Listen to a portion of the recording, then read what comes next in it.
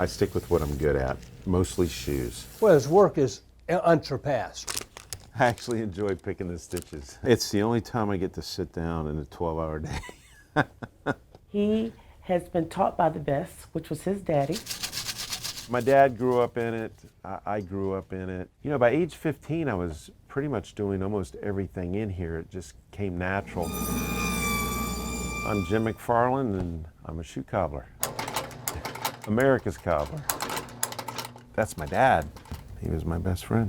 So when I went off to college, I was just thinking after my second year, my dad wasn't feeling well and he needed some help. He ended up passing away, and I had the decision: do I go back to college or do I stay here and continue the legacy? I said to my wife, you know, if I'm going to be a shoe cobbler, I just don't want to be some common cobbler. I want to make the best of it. And I want to be different. There's some Birkenstocks that came in. They're pretty rough. I'm going to make them new again. We used to have about 120,000 shops around 1930. We have about 3,500 shops left today. Shops don't survive for a reason. You need to be in an area where you're getting people walking through, and if you're not, you better figure something else out. Oh, lovely. Whether it's repairing shoes and then you're learning to repair bags and other things, or you go the social media route, and that's the route we went.